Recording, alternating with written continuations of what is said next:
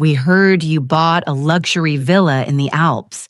We came to live with you and make peace," my daughter-in-law declared at my door, pushing her luggage inside. I didn't block them.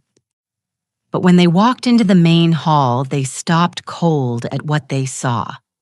They stood frozen at the sight. "I'm glad to have you here. Follow my story until the end and comment the city you're watching from so I can see how far my story has reached." I was arranging the last of the wildflowers in the main hall when I heard the car engine echoing through the Alpine Valley. The sound cut through the peaceful afternoon like a blade sharp and unwelcome. I paused my hand still gripping the stems of purple lupines and listened as the vehicle climbed the winding gravel road toward my sanctuary. No one was expected today. The women staying at the center had gone into town for their weekly therapy session, and I cherished these quiet Saturday afternoons when I could tend to the flowers and breathe in the mountain air without interruption. At 59, I had finally learned the value of solitude. The engine grew louder, closer. Through the tall windows that frame the main hall, I caught a glimpse of a sleek black sedan making its way up the final curve. My stomach tightened with an inexplicable dread. Something about that car, something about the way it moved with such presumptuous confidence, set every nerve in my body on edge. I set down the flowers and smoothed my cotton dress the same powder blue, one I had worn to my divorce proceedings 15 years ago.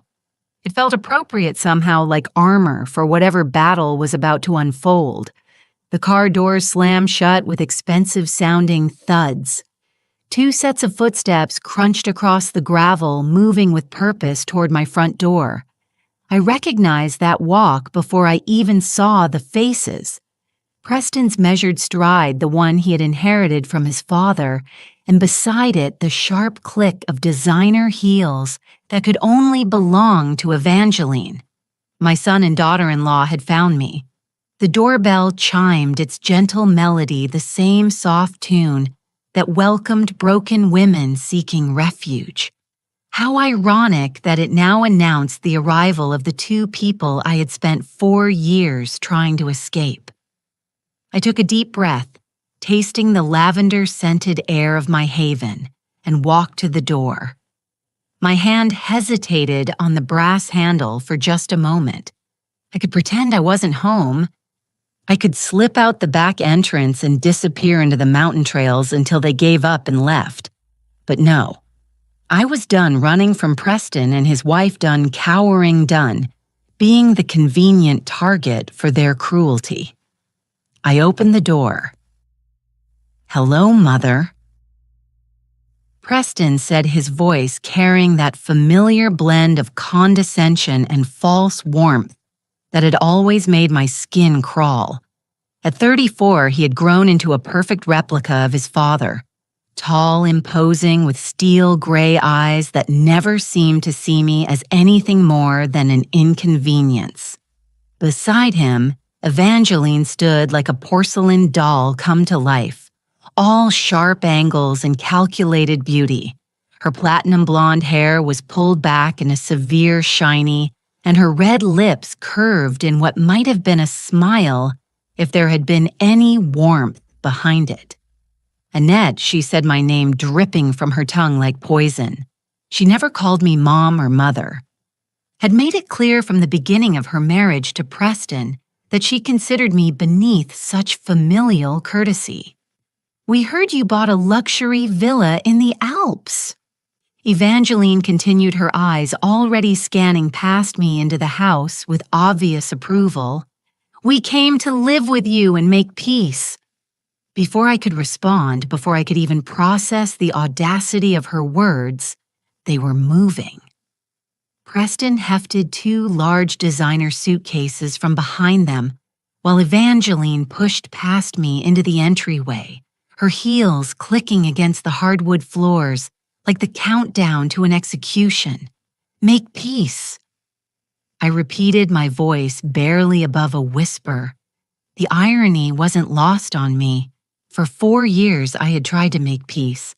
I had endured their snide comments about my modest apartment, their criticism of my career choices, their constant implications that I was a burden on their perfect life.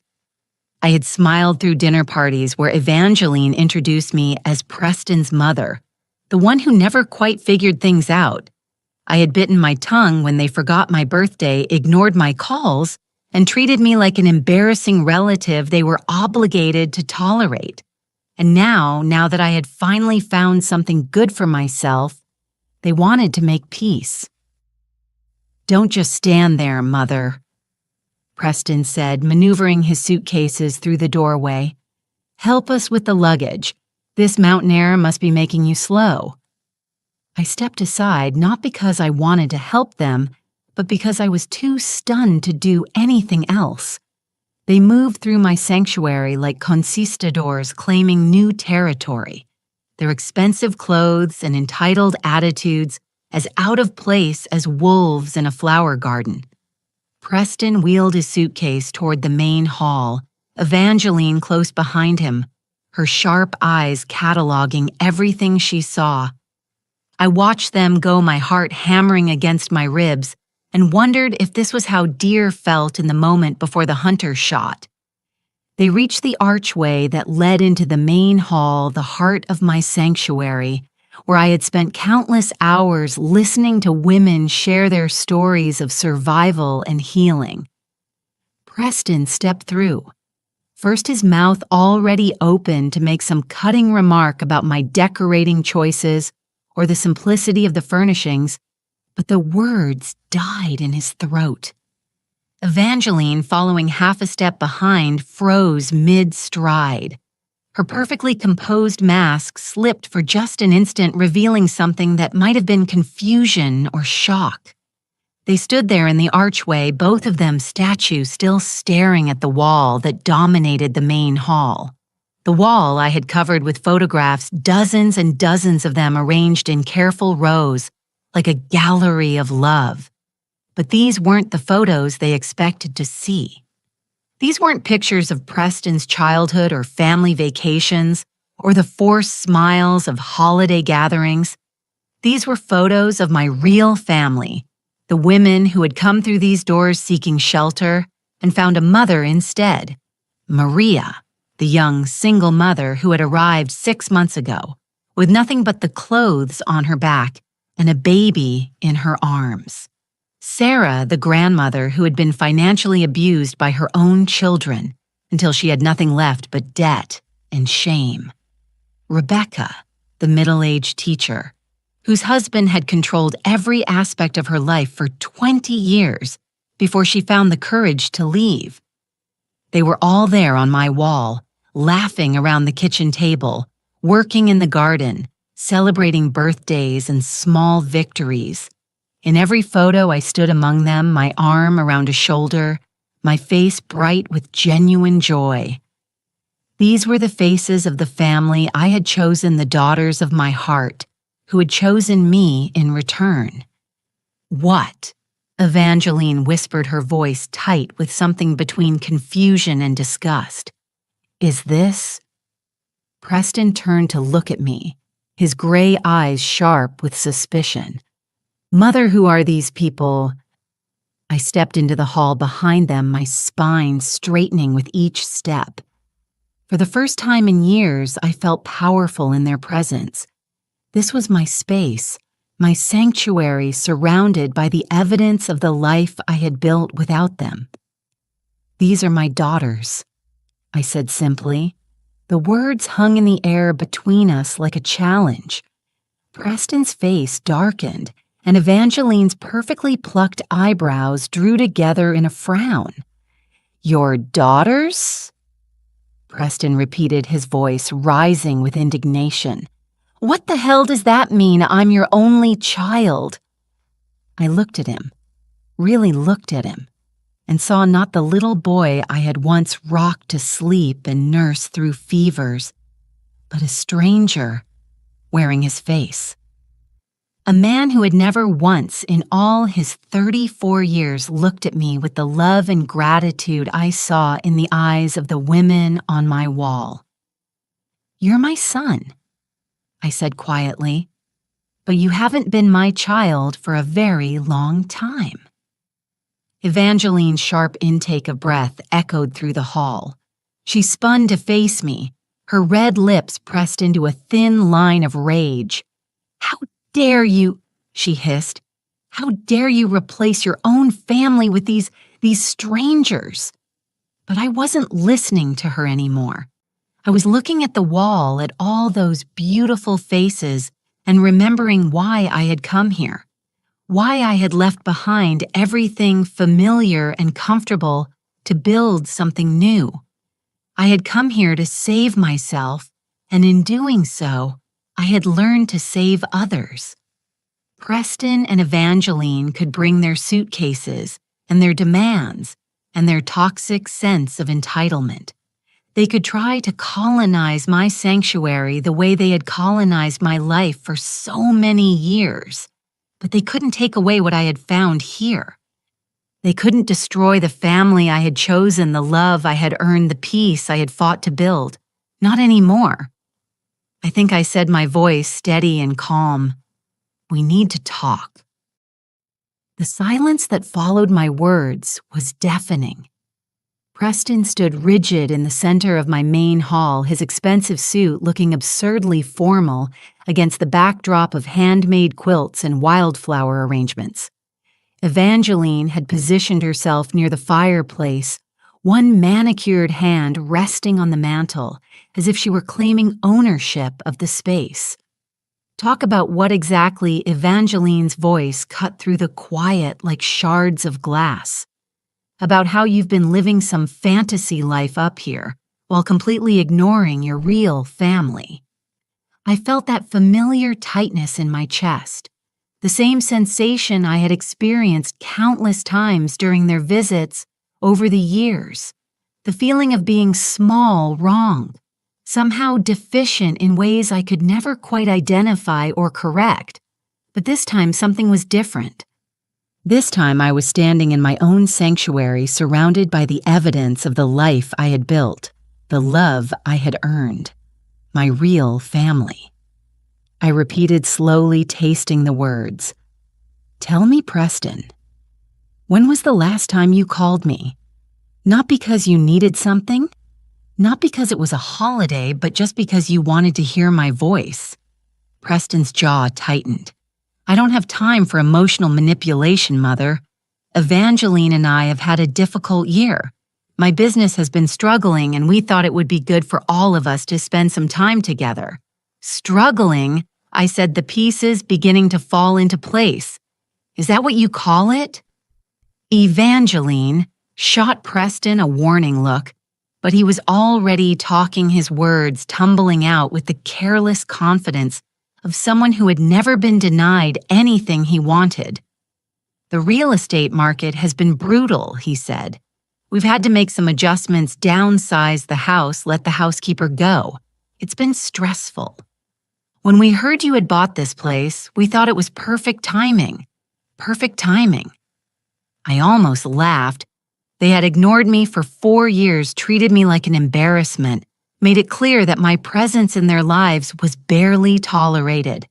And now, when they needed something, they showed up with suitcases and talked about making peace. "How did you find me?" I asked. "Your old neighbor," Evangeline said with obvious satisfaction. "Mrs. Chen, she was very chatty about your sudden windfall. A villa in the Swiss Alps," she said. "Very impressive for someone who spent her life working as a nurse." The way she said nurse made it sound like a dirty word, as if caring for people, healing them, helping them through their darkest moments, was somehow beneath consideration. It was the same tone she had always used when referring to my career, my choices, my life. "I worked as a nurse for 37 years, I said quietly. "I saved lives. I held hands with dying patients so they wouldn't be alone. I helped bring new life into the world. I'm proud of that work. Of course you are. Evangeline said, her voice dripping with condescension. And now you get to play house with all these random women. How fulfilling for you. She gestured dismissively at the photographs covering the wall. In one frame, Maria beamed at the camera while holding her 6-month-old daughter. In another, Sarah knelt in the garden, her hands dirty with soil, her face bright with accomplishment. Every picture told a story of healing, of women finding their strength again after being broken by people who were supposed to love them. They're not random women, I said, my voice growing stronger. They're survivors. They've been through hell and they're rebuilding their lives just like I was rebuilding mine. Was rebuilding Preston caught the past tense immediately? What does that mean? I looked at him. This man who shared my DNA but seemed completely foreign to me and made a decision. They had barged into my sanctuary demanding answers. They wanted the truth. They could have it. It means I'm done rebuilding, I said. I've built something beautiful here, something meaningful, something that has nothing to do with either of you. Preston's face flushed red. What the hell is that supposed to mean? It means that for 4 years I've been learning what it feels like to be appreciated, to be needed. Not for my money or my willingness to absorb abuse, but for who I am. These women see me as a source of strength, of wisdom, of comfort. They call me when they're scared. They ask my advice when they're confused. They celebrate with me when they have good news. I turned to look at the photographs again, my heart swelling with love for every face I saw. Maria was 19 when she got here pregnant and homeless because her parents kicked her out for refusing to marry the man who assaulted her. She didn't speak English very well and she was terrified of everything. I taught her to cook American food, helped her practice her English, held her hand during labor when her daughter was born. She calls me Abella, now grandmother. Evangeline rolled her eyes. How touching. But I wasn't finished. Sarah's children stole her retirement money and then dumped her in a state nursing home when she couldn't afford her mortgage anymore. She was suicidal when she arrived here. Now she runs our garden program and teaches the younger women about financial literacy, so they never have to depend on anyone the way she depended on her kids. Mother, this is all very interesting, Preston interrupted. But I don't see what it has to do with us. We're here to reconnect as a family. Reconnect, I repeated. When were we ever connected, Preston, really connected? Not just sharing a last name or showing up for obligatory holidays, but actually connected. He opened his mouth to answer, but nothing came out. The silence stretched between us, filled with the weight of all the years we had spent being strangers to each other. You want to know the truth? I continued. The truth is that you and your wife have treated me like garbage for years. You've made it clear that I embarrass you, that my life is somehow lacking, that I'm a burden you're forced to carry. And I accepted it. I told myself that family was family, that blood mattered more than how you treated me. My voice was rising now. 30 years of swallowed words finally breaking free. But these women taught me something. They taught me that family isn't about DNA or legal obligations. It's about love, respect, mutual support. It's about showing up for each other, not just when it's convenient, but when it's hard. It's about seeing the best in each other instead of constantly pointing out flaws. Oh, please, Evangeline snapped. Spare us the inspirational speech. You're living in some kind of delusion if you think these charity cases are your real family. Charity cases. The words hit me like a slap. Is that what you think, that these women are somehow less than you? Aren't they? She shot back. Homeless women, addicts, abuse victims. What exactly do they contribute to your life besides making you feel needed? I stared at her. This woman who had married into my family and spent years systematically dismantling my relationship with my son. This woman who measured human worth by bank accounts and social status, who saw kindness as weakness and compassion as foolishness. They contribute everything I said quietly. They contribute honesty, gratitude, love, without conditions. They contribute their stories, their strength, their hope. They contribute the kind of family bond that can't be bought or inherited. It has to be earned.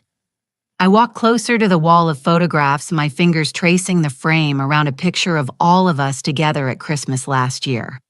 We had made dinner from scratch, sung carols around the piano, exchanged handmade gifts. It had been the most beautiful Christmas of my life.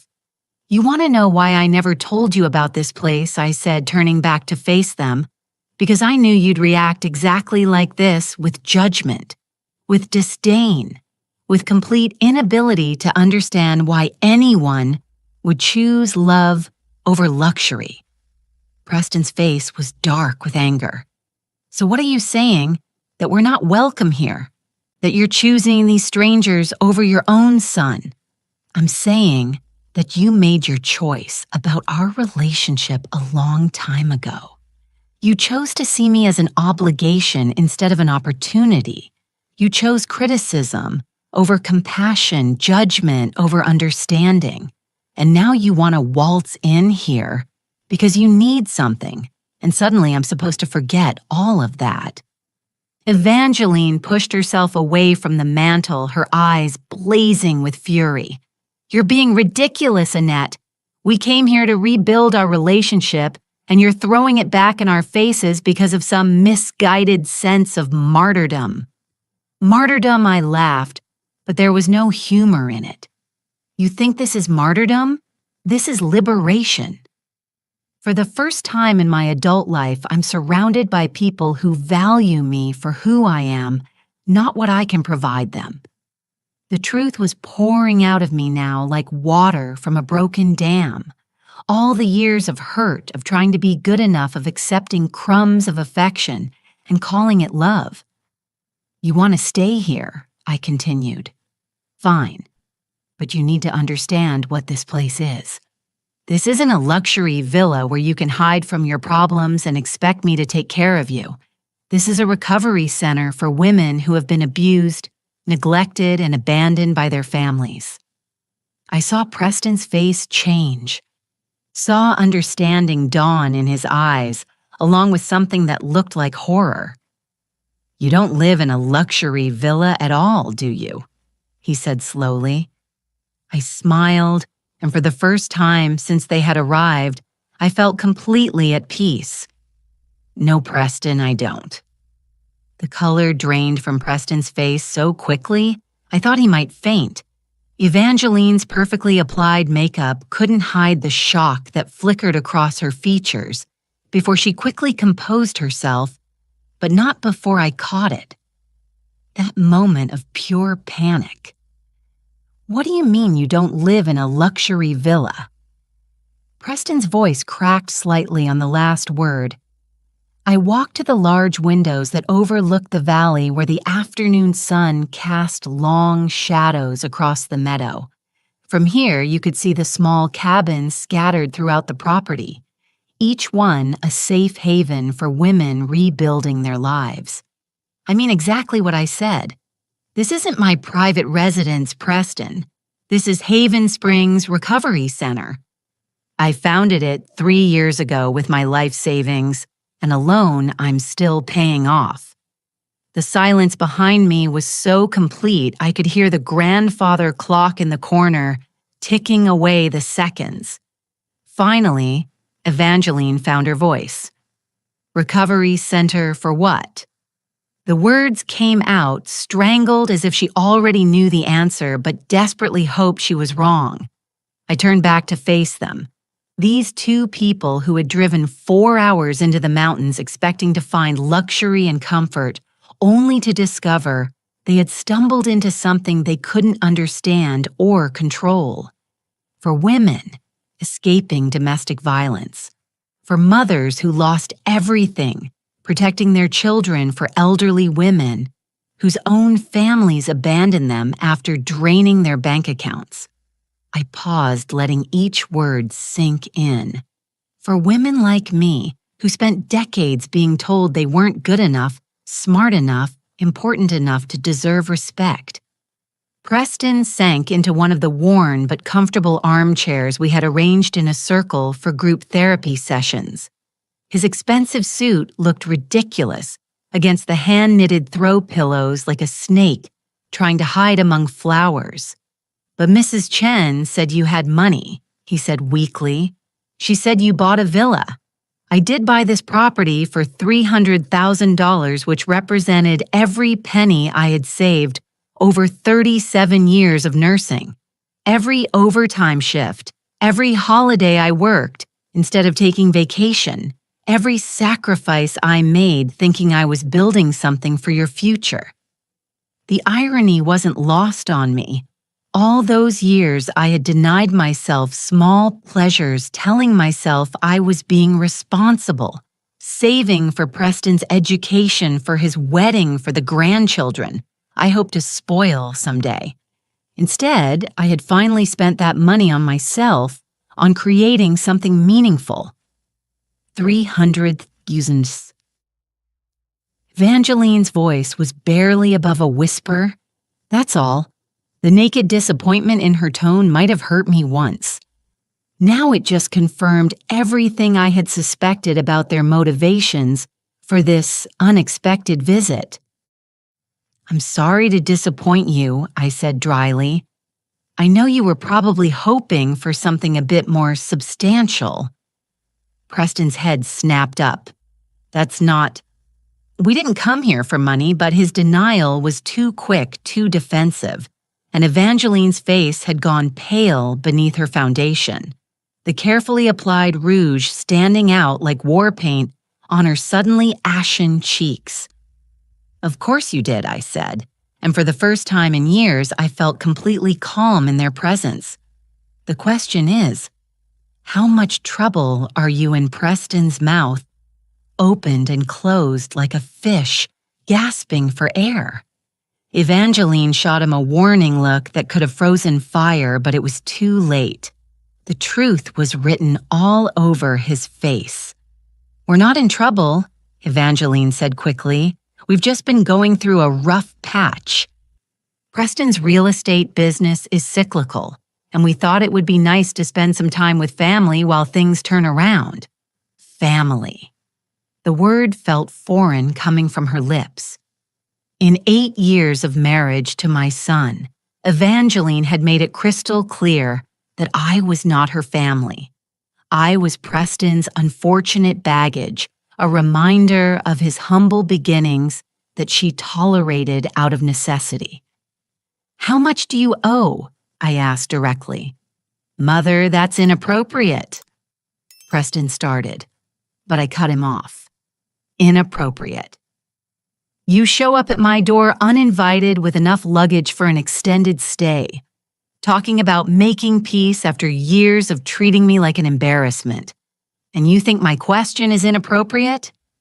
I walked closer to where he sat, this man I had raised, whose fevered forehead I had cooled, whose nightmares I had chased away. When had he become such a stranger? "I spent 15 years married to your father," I said quietly. "I know what desperation looks like. I know how it feels to have creditors calling, to lose sleep over bills you can't pay, to smile and pretend everything is fine when your world is crumbling." Preston's face crumpled, and for a moment I saw the scared little boy he used to be. 53,000, he whispered. $53,000 in what? Credit card debt, business loans, credit cards. Evangeline answered, her voice tight with shame. "And some personal loans. The business hasn't turned a profit in 18 months. We've been living on credit thinking things would turn around." I felt a familiar tightness in my chest. The same feeling I used to get when Preston was small and had hurt himself. The instinct to fix, to help to make the pain go away, but I was older now and hopefully wiser. So you decided to come here and move in with me until you got back on your feet. Live off my generosity while you figured things out. We thought we could help each other." Preston said, his voice gaining strength as he warmed to his story. "You're getting older, living alone up here in the mountains. It seemed like we could provide companionship, help with maintenance, maybe contribute to expenses." "Contribute to expenses," I repeated. "With what money?" The question hung in the air like smoke from a dying fire. Through the large windows, I could see Sarah in the garden teaching two of the newer residents how to plant herb seedlings.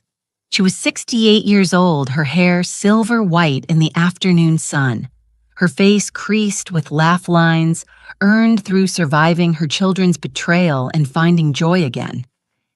"You want to know the difference between you and the women who live here?" I said, my voice soft but steady. "They're honest about their situations. They don't show up with elaborate stories about wanting to spend time together or help each other. They say, 'I have nowhere to go. I have nothing left. I need help.' They ask instead of demanding. They're grateful instead of entitled." Evangeline's composure finally cracked. Entitled, "How dare you, we're your family. Are you?" I turned to face her fully, because family doesn't disappear for months at a time and then resurface only when they need something. Family doesn't make cutting remarks about someone's career choices or living situation. Family doesn't treat holiday visits like obligatory chores to be endured. "We've been busy," Preston protested weakly. "Too busy to call, too busy to write, too busy to remember my birthday 3 years running, but not too busy to Google my address and drive 4 hours when you thought I might have something you could use." The truth was settling over the room like dust after an explosion. All the pretense, all the careful words about reconciliation and family bonds had crumbled away to reveal the naked reality underneath. "You know what the saddest part is?" I continued, looking at Preston with genuine sorrow. "I would have helped you 3 months ago if you had called and honestly told me you were struggling. If you had asked for help instead of showing up to take it, I would have found a way. You would have hope flickered in Preston's eyes. I would have liquidated my emergency fund. I could have given you 15,000, maybe 20, enough to get you stabilized while you figured out a real plan." Evangeline's sharp intake of breath told me she was doing the math. $15,000 wouldn't solve their problems, but it would have bought them time. "But you didn't ask," I said. "You assumed you planned. You showed up here expecting to move into what you thought was my luxury villa and live off my success without ever acknowledging your failures or asking permission." Through the windows, I watched as Maria emerged from one of the cabins, her baby daughter on her hip.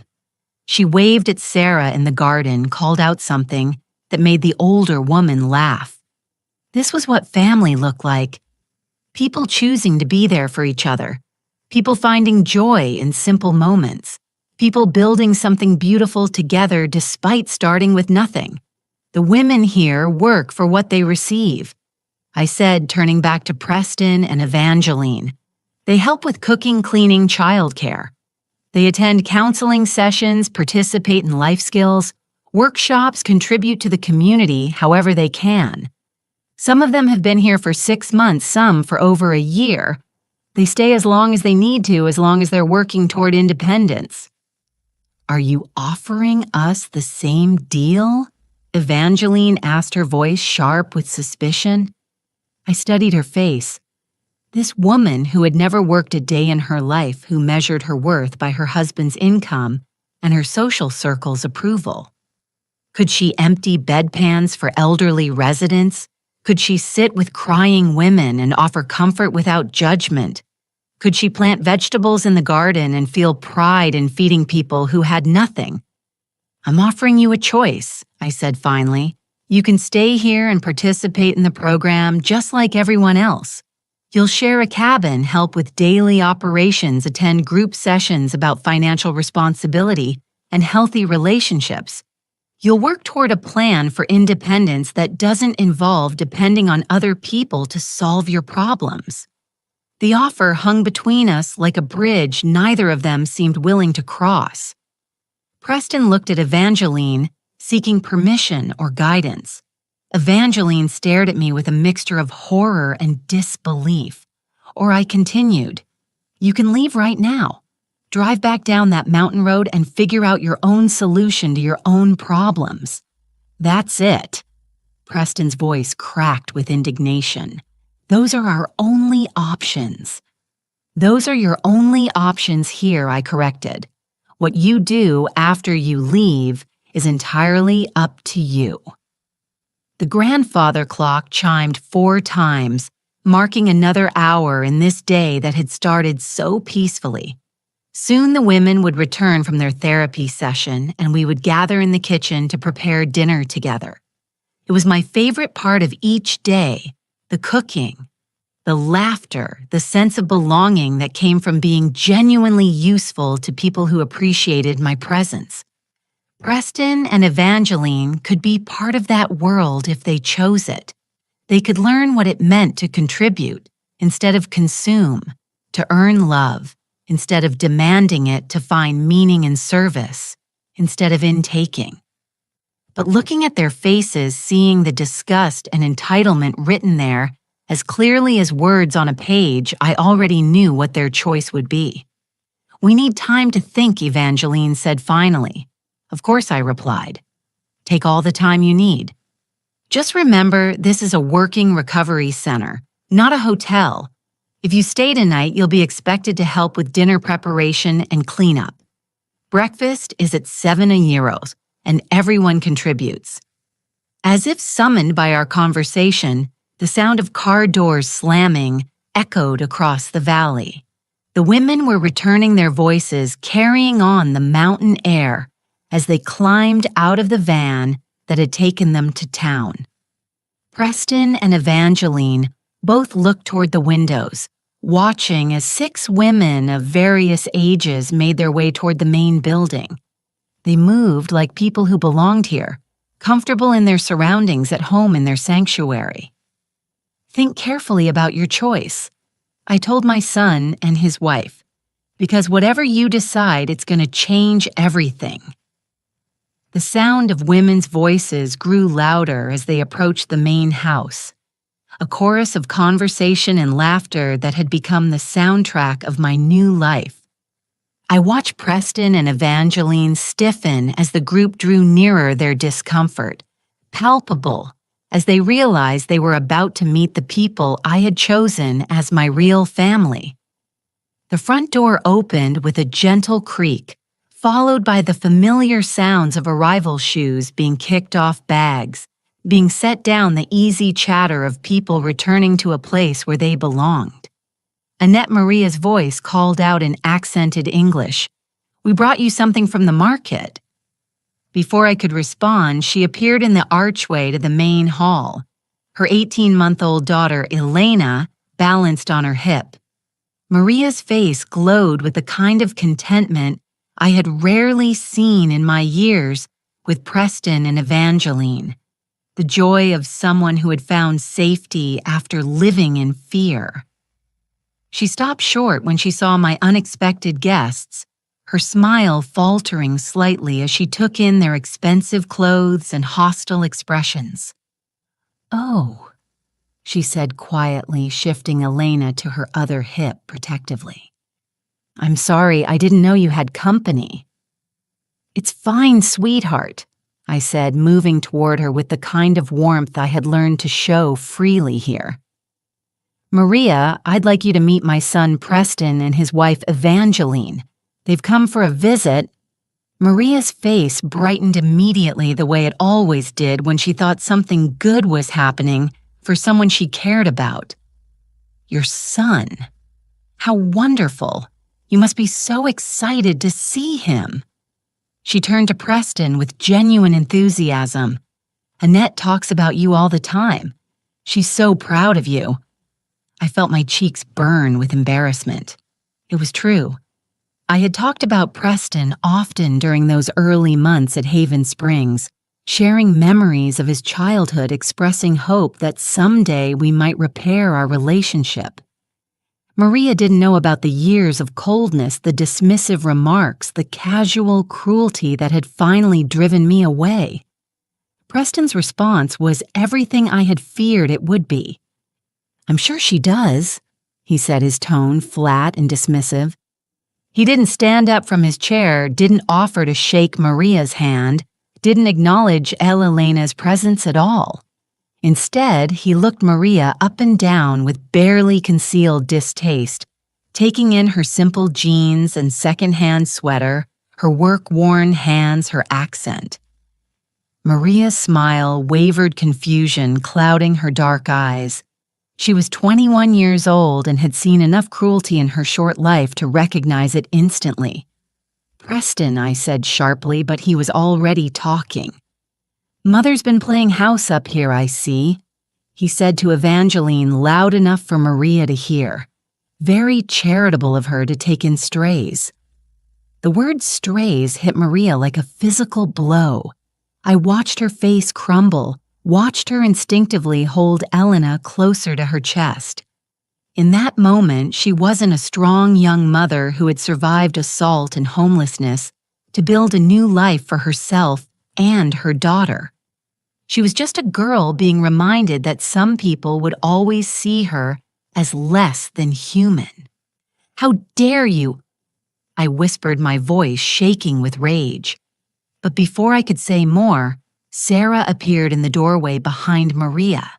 At 68, she had survived her own children's financial abuse, and abandonment had contemplated suicide before finding refuge here. She was small in stature, but fierce in spirit, and she took one look at Maria's face and understood exactly what had happened. "Is there a problem here?" Sarah asked, her voice carrying the authority of someone who had raised 5 children and buried 2 husbands. "No problem at all," Evangeline said with false sweetness. "We're just getting acquainted with Annette's house guests."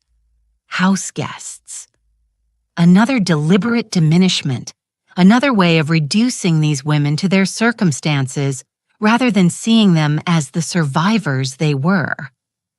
Maria whispered something in Spanish and hurried from the room. Elena's confused whimpering following them down the hall. Sarah watched them go, then turned back to us with eyes like steel. 30 years, she said conversationally. "That's how long I put up with my children treating me like garbage, making jokes about my intelligence, rolling their eyes when I spoke, acting like I was a burden they were forced to carry. You know what I learned during those 30 years? She stepped fully into the room, her small frame somehow filling the space with righteous anger. I learned that some people are only happy when they're making someone else feel small. And I learned that the people who do that to you aren't your family no matter what their birth certificate says." Preston finally stood up, his face flushed with indignation. "I don't know who you think you are, lady, but you have no right to lecture me about my relationship with my mother." "Don't I?" Sarah's voice was calm, conversational. "Because from where I stand, it looks like you just made a sweet girl cry because you wanted to establish your superiority. It looks like you walked into Annette's home and immediately started judging and dismissing the people she loves. That tells me everything I need to know about what kind of son you are. What kind of son I am." Preston's voice rose dangerously. "I'm the son who put up with her dramatic nonsense for years. I'm the son who included her in family events even when she embarrassed us. I'm the son who drove 4 hours to try to have a relationship with her, only to find out she's been wasting her money on charity cases instead of thinking about her own family's future." The words poured out of him like poison from a wound, revealing everything ugly and toxic that had been festering inside him for years.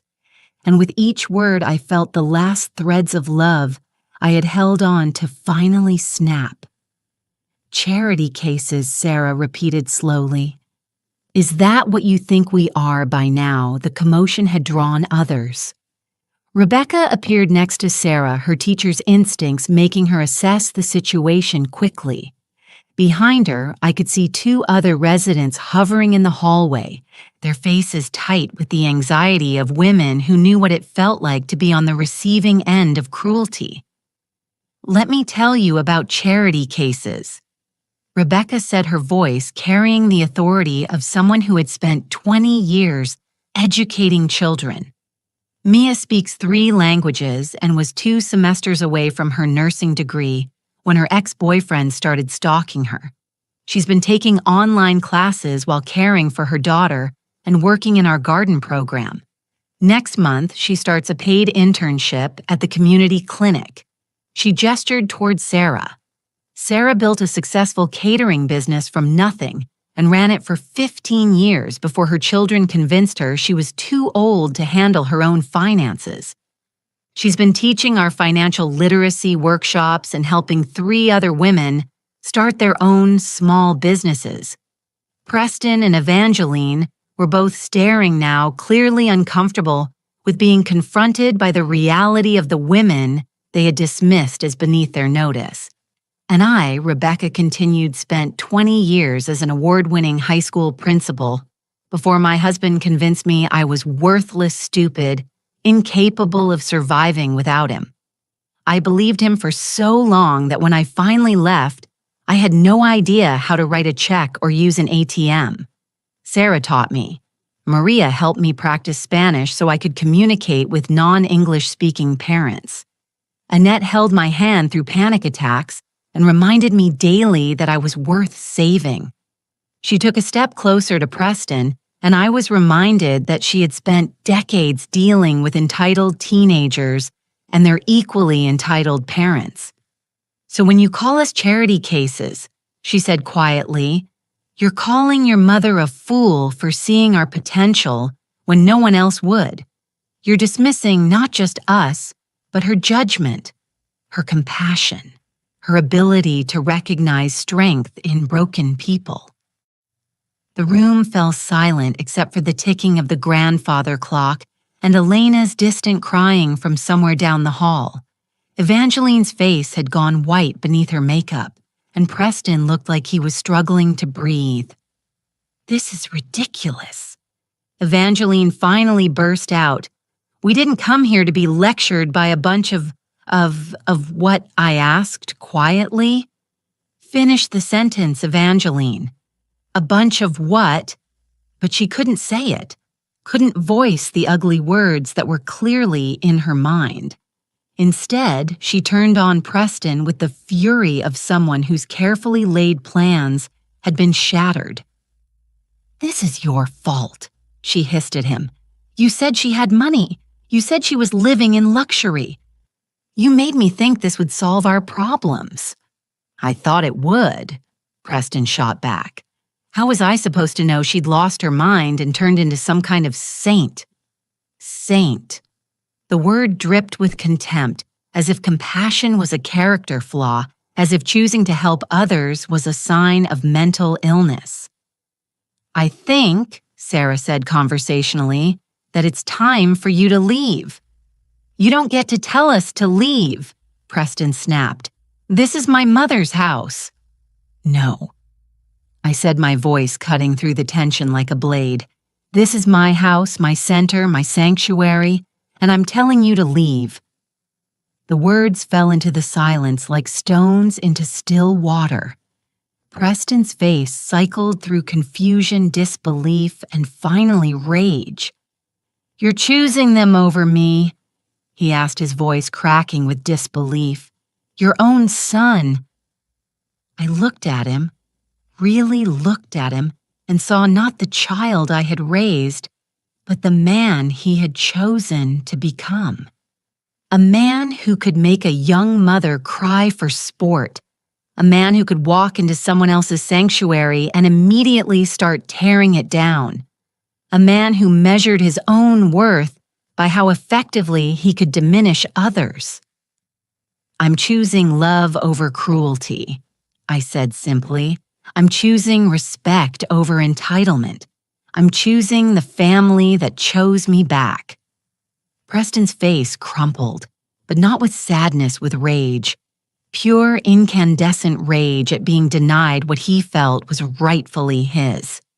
"You'll regret this," he said, his voice low and threatening. "We drove all the way up here to give you another chance, and you're throwing it away for these people. When you're old and sick and alone, don't come crying to us." The threat hung in the air like smoke from a fire that had burned too long. But instead of fear, I felt something unexpected rising in my chest. Relief.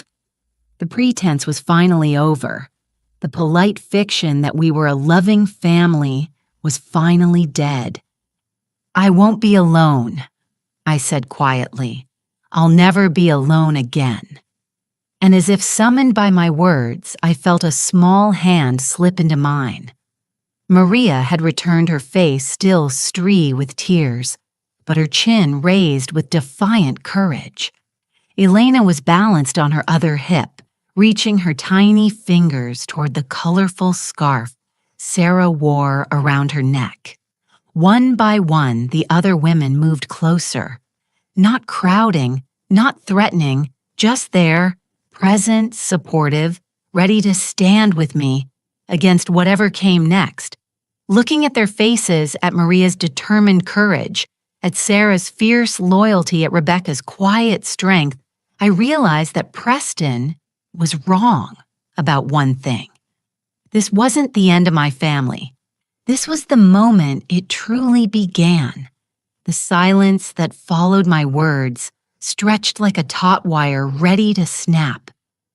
Preston stood frozen in the center of my sanctuary, his face cycling through emotions I had never seen before. Shock, rage, and something that might have been fear. Evangeline clutched her designer purse like a shield, her knuckles white against the leather. Around me, my chosen family waited. Maria's small hand remained steady in mine, her presence a reminder of everything I had built here. Sarah stood with her arms crossed, her weathered face set in determination. Rebecca positioned herself slightly in front of the other women, her teacher's instincts making her protective of those she saw as vulnerable. "You can't be serious," Preston finally whispered, his voice with disbelief. "You're actually choosing these strangers over your own blood. Blood doesn't make family," Sarah said quietly, her words carrying the weight of 68 years of hard-won wisdom. "Love does. Respect does. Being there for each other when it matters. That makes family." Preston whirled on her, his face contorting with ugly rage. "Nobody asked you, old woman. This is between me and my mother." The words hit Sarah like a slap. I saw her flinch, saw the hurt flash across her features before she could hide it. At 68, she had been called worse things by her own children, but it still cut deep. That was the moment something inside me finally broke, not shattered. That had happened years ago, slowly, piece by piece, with each dismissive comment and cruel slight. This was different. This was the clean, sharp break of a chain that had bound me for too long. "Get out," I said, my voice deadly calm. Preston blinked. "What?" I said. "Get out now, both of you." "Mother, you can't be." "I can and I am." I stepped forward, still holding Maria's hand, drawing strength from her presence. "You have exactly 5 minutes to gather your belongings and leave my property." Evangeline finally found her voice, though it came out shrill and desperate. "You're making a huge mistake, Annette. We came here to help you to be a family, and you're throwing it away for these people who are just using you." Using me, I almost laughed. Maria gets up at 5 every morning to help prepare breakfast for everyone. She's learned to can vegetables from our gardens so we have food through the winter. She reads to the elderly woman in cabin 3 who has failing eyesight. How exactly is she using me? She's homeless. Evangeline shot back. She has nowhere else to go. Of course she's going to act grateful and helpful. What choice does she have? Maria's grip tightened on my hand, but when I looked at her, I saw not hurt, but pity. Pity for a woman who couldn't understand that gratitude could be genuine, that help could be offered without expectation of repayment. "You're right," Maria said quietly, her accent making her words sound like music after Evangeline's harsh tones. I was homeless. I had nowhere to go. But Annette didn't just give me a place to sleep. She gave me hope. She saw something in me that I couldn't see in myself. She shifted Elena to her other hip, the little girl babbling contentedly as she played with her mother's necklace. Before I came here, I thought I was broken, used up. That man, he made me believe I was nothing. But Annette, she told me every day that I was strong, that I was worthy of love, that I had a future. She helped me see that what happened to me didn't define me.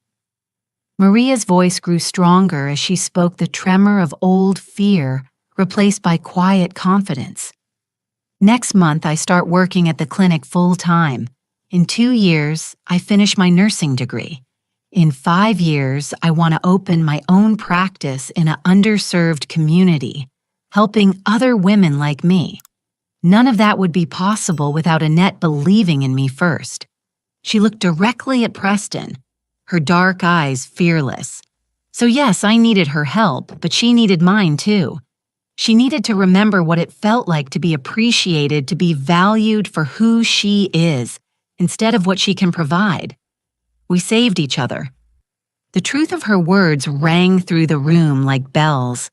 This was what Evangeline and Preston couldn't understand, that real relationships were built on mutual respect, on each person contributing what they could when they could. That's very touching, Evangeline said, her voice dripping with sarcasm. But we're still family. That has to count for something. Does it? I looked at Preston, this man I had carried in my body, nursed at my breast, rocked through countless sleepless nights. When was the last time you called just to see how I was doing? When was the last time you remembered my birthday? When was the last time you said you loved me and meant it? Preston's mouth opened and closed soundlessly. The questions hung in the air like accusations, each one backed by years of neglect and indifference. We've been busy, he finally managed. Busy. I tasted the word bitter as medicine. Too busy to call, but not too busy to drive here when you thought I had money. Too busy to visit, but not too busy to insult the people I love the moment you met them. Rebecca stepped forward, her voice gentle but firm. Annette, you don't owe them explanations. Some people only understand love as transaction. What can you do for me? What can you give me? How can you make my life easier? When you stop being useful, they stop caring. That's not true, Preston protested, but his voice lacked conviction. Isn't it Rebecca's teacher instincts kicked in, the same tone she had used to guide reluctant students toward difficult truths? When's the last time you asked about her interests, her health, her happiness? When's the last time you offered to help her with something instead of expecting her to help you? The questions came like arrows finding their target. Preston's face flushed red, then drained to pale. Beside him, Evangeline shifted uncomfortably, her carefully applied makeup beginning to smudge under the stress. We didn't know she needed help, Evangeline said weakly. She always seemed so independent. I was independent because I had to be. I said, my voice steady despite the emotions churning inside me, because no one else was going to take care of me. But independence doesn't mean you don't need love, support, companionship. It just means you've learned to live without them. Sarah made a soft sound of understanding. She knew exactly what I meant. The bone-deep loneliness of being strong because you had no other choice. We could learn, Preston said suddenly, desperately. We could do better. We could. But his words trailed off as he looked around the room, taking in the evidence of the life I had built without him. The photos of women who called me mother not out of obligation but out of love. The comfortable furniture worn smooth by countless conversations and shared meals. The peace that permeated every corner of this place like a benediction. He saw it finally. He saw what he had lost through his own choices, his own cruelty, and instead of humbling him, it seemed to make him angry. "This is insane," he said, his voice rising. "You're throwing away your real family for a bunch of damaged women who remind you what it feels like to be needed. This isn't love, Mother. It's pathology." The word hit like a physical blow. Pathology. As if caring for others, as if finding purpose in service, as if building something beautiful from broken pieces was a sign of sickness instead of strength. "Maybe you're right," I said quietly. "Maybe there is something wrong with me. Maybe I am damaged, pathological beyond redemption." Preston's face lit up with triumph, thinking I was finally agreeing with him. "But you know what?" I continued, my voice growing stronger. "I'd rather be broken and surrounded by love than whole, and surrounded by people who only care about what I can do for them." The triumph faded from Preston's face like water from a broken cup. "And if that makes me pathological," I said, looking around at the women who had chosen to stand with me, "then I'm proud to be sick." Maria squeezed my hand. Sarah nodded approval. Rebecca smiled with the fierce joy of someone watching a student finally master a difficult lesson. "Time's up," I said to Preston and Evangeline. "Get your bags and go." For a moment, I thought Preston might refuse. He stood there, fists clenched, face red with rage and humiliation. Then Evangeline grabbed his arm, her survival instincts finally kicking in. "Come on," she hissed. "Let's get out of here. This place is crazy anyway." They gathered their expensive luggage with jerky, angry movements, muttering to each other in voices too low to understand.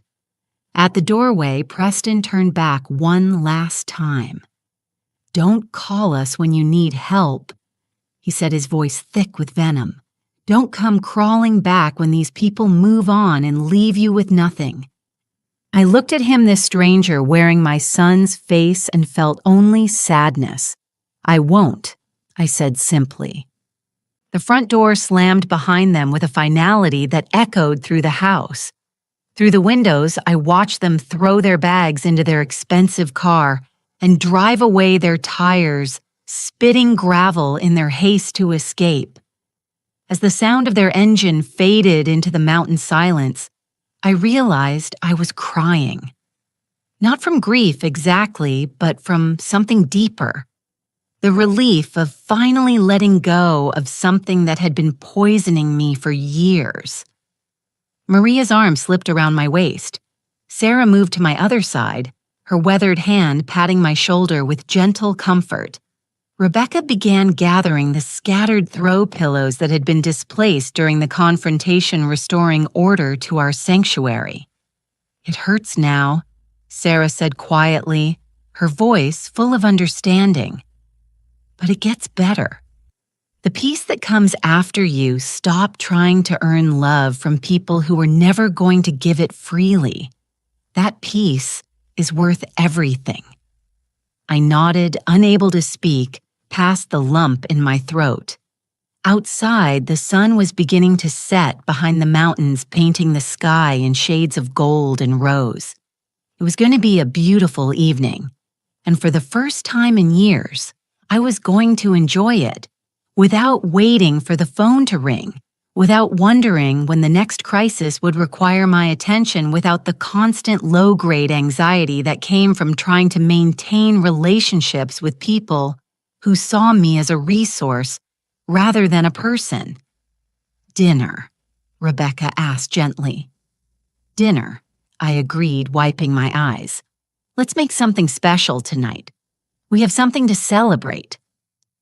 As we moved toward the kitchen together, my chosen family surrounding me with warmth and acceptance, I realized Preston had been wrong about one thing. These women weren't going to leave me with nothing. They had already given me everything. 2 years have passed since that afternoon when Preston and Evangeline drove away from my sanctuary, their expensive car disappearing down the mountain road like a bad dream fading in daylight. I'm 61 now, my hair more silver than brown, my hands bearing the honest calluses of someone who works with soil and purpose rather than sitting behind a desk counting other people's money. This morning, like every morning for the past 730 days, I woke to the sound of laughter drifting through my bedroom window. Maria was in the garden with Elena, now a chattering 3-year-old who speaks 3 languages and calls me abuela, with the unconscious affection of a child who has never known anything but love. I padded to the kitchen in my slippers and robe, breathing in the familiar sense of coffee and fresh bread that always fill our mornings. Rebecca was already there. Of course, her teacher's habit of early rising never broken even after retirement. She had become our unofficial coordinator, her gift for organization keeping our growing community running smoothly. "Morning," she said, handing me a steaming mug without being asked. "Sleep well." "Like a baby," I replied and meant it. The insomnia that had plagued me for decades, the anxious tossing and turning that came from constantly worrying about other people's approval, had vanished the day I stopped caring whether Preston would ever love me the way I deserved. Through the kitchen window, I could see the changes that 2 years had brought to Haven Springs. We had expanded from 6 cabins to 12, each one home, to women rebuilding their lives after escape from toxic situations. The garden that had started as Sarah's small herb plot now covered 2 acres, providing fresh vegetables for our table and surplus for the local food bank. Sarah herself had become something of a local celebrity, her financial literacy workshops now attended by women from 3 counties.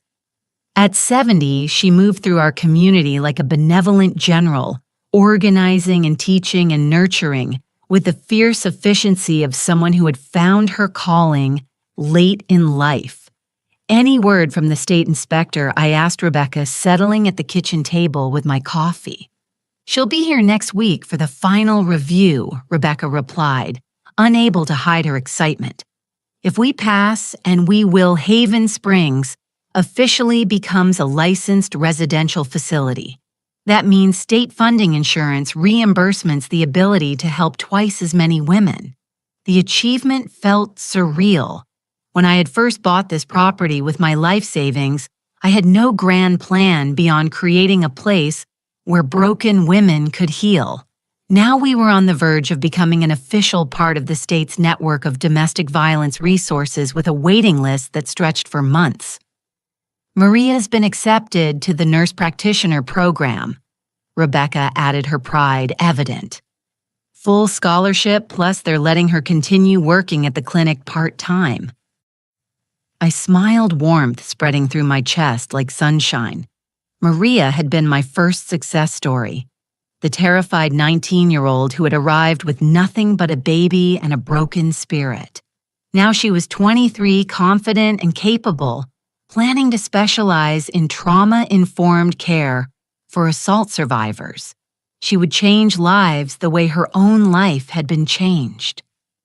The front door opened with its familiar creak, followed by the sound of footsteps and Sarah's voice calling out, "Annette, you have a visitor." I frowned, checking the kitchen clock.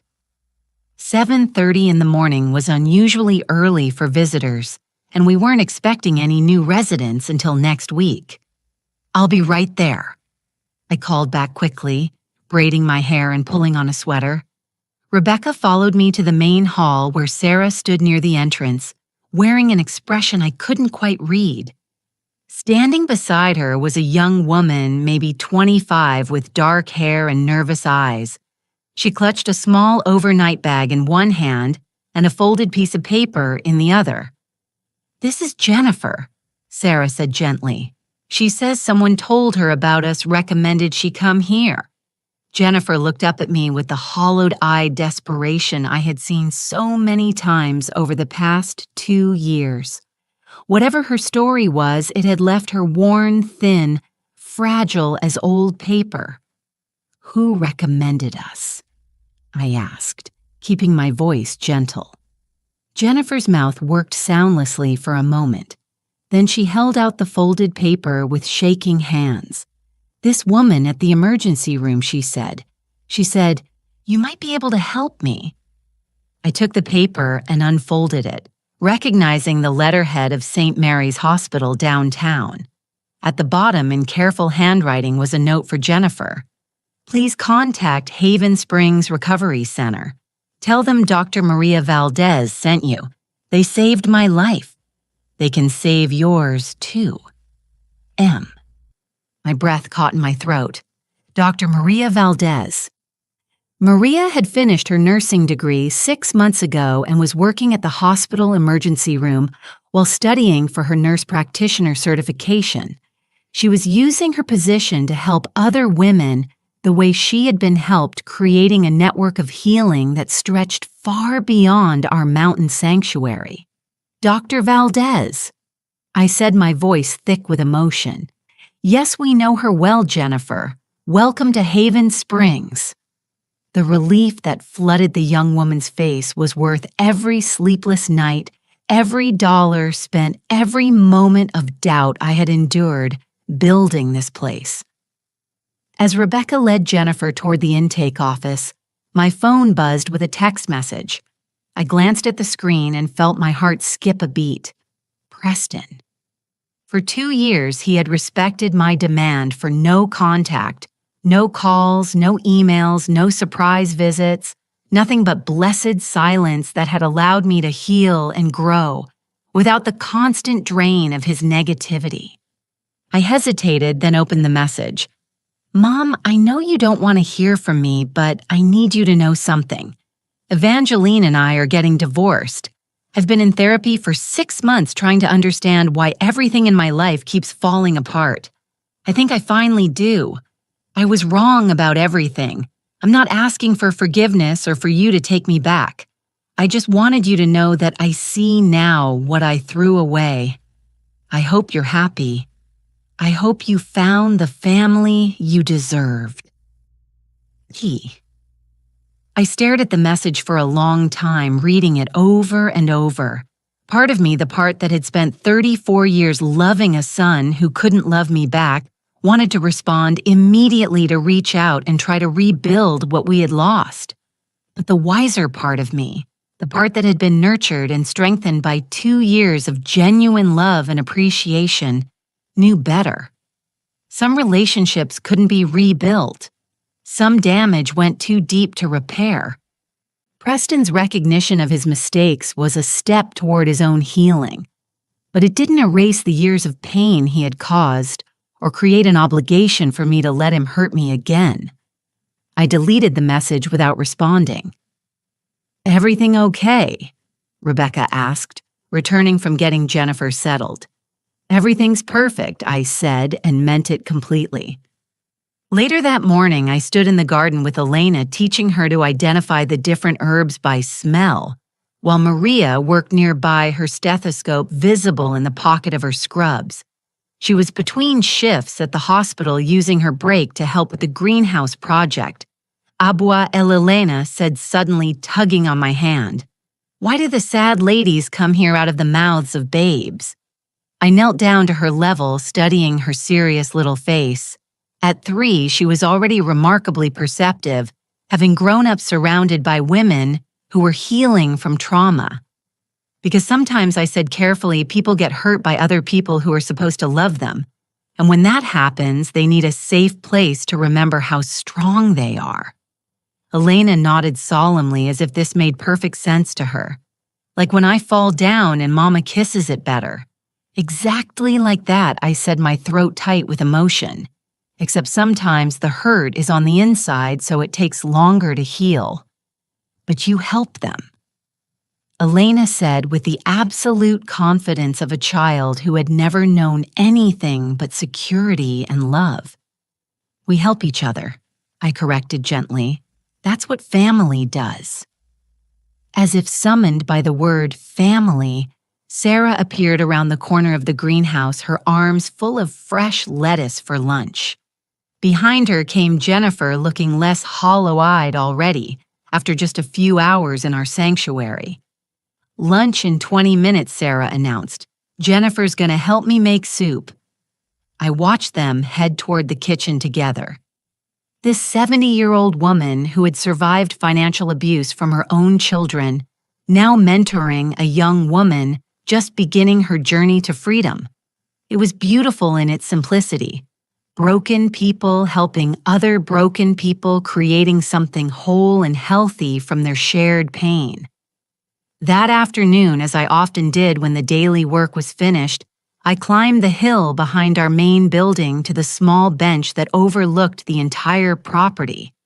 From here, I could see all 12 cabins, the expanded garden, the workshop where women learned job skills, the playground where children like Elena could be children without fear.